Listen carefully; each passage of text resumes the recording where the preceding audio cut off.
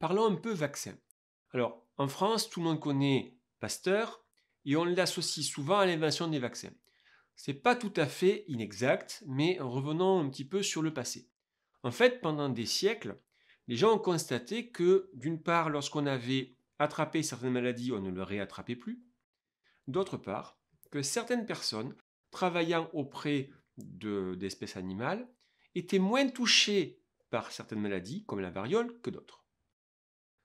On avait donc, de manière empirique, créé ce qu'on appelle l'inoculation, c'est-à-dire qu'on allait mettre en contact des éléments de symptômes de la maladie, comme les pustules qu'on va retrouver chez la variole des vaches, qui s'appelle la vaccine, tiens d'ailleurs, ça devrait vous évoquer quelque chose, avec certaines personnes.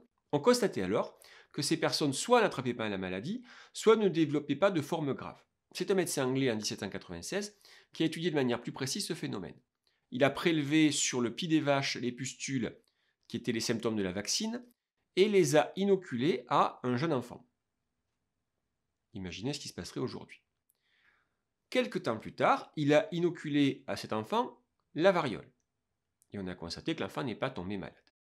Donc c'était une première expérience de vaccination quelque part, mais à ce moment-là, on ne savait pas quels étaient les agents responsables des maladies. C'était donc une observation plutôt empirique, avec une démarche d'expérience faite par Jenner. Expérience un petit peu brutale, il faut le reconnaître.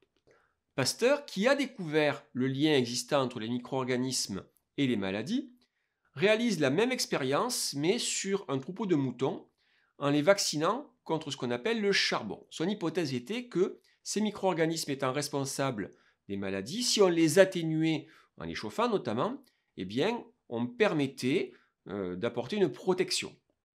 Donc, son expérience a fonctionné sur les moutons. Il va avoir la même démarche avec le jeune Joseph Messner, un jeune Alsacien, qui a été mordu par un chien atteint de la rage.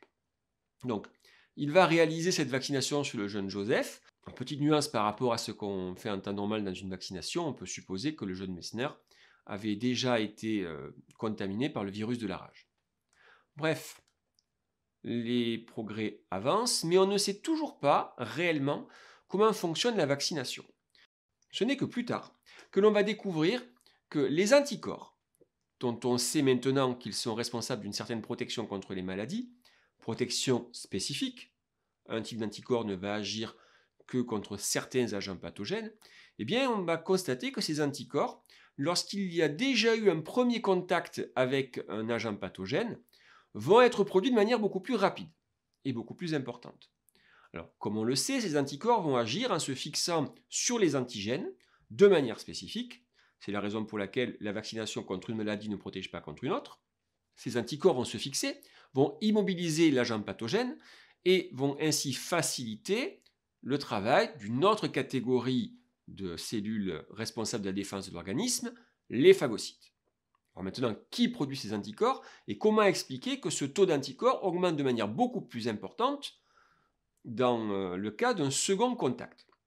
Eh bien, on a découvert que les anticorps étaient fabriqués par une catégorie de cellules de l'organisme qu'on appelle les lymphocytes, lymphocytes B.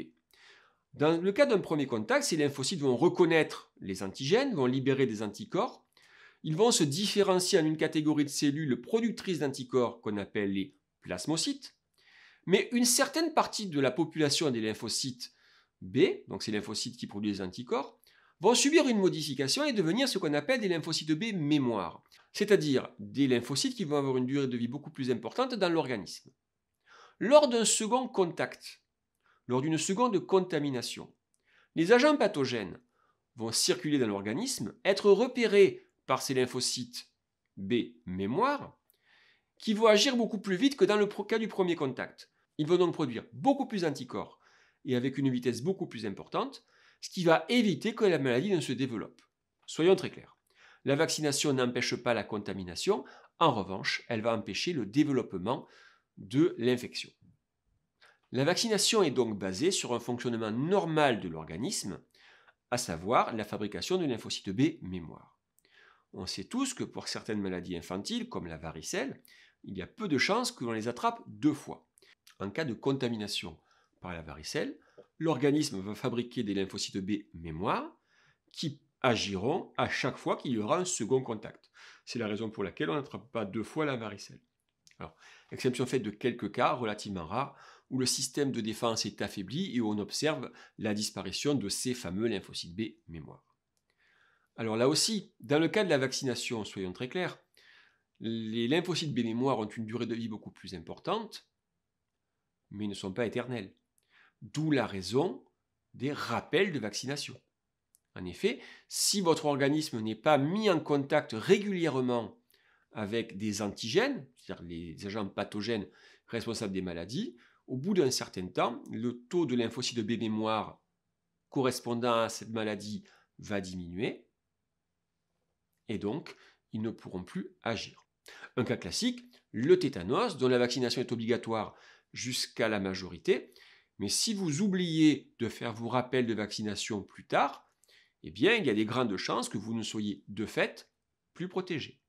Donc au final, que fait la vaccination? Eh bien, elle nous permet d'être séropositif face à certains agents pathogènes. Là aussi, un petit détail, le terme de séropositif est très souvent associé aux personnes qui ont été contaminées par le VIH. C'est un abus de langage, cela veut simplement dire que les personnes qui ont été contaminées par le VIH possèdent des anticorps contre le VIH. Mais si vous avez été vacciné contre le tétanos, eh bien vous êtes également séropositif. Mais au tétanos, ce ne sont pas les mêmes anticorps.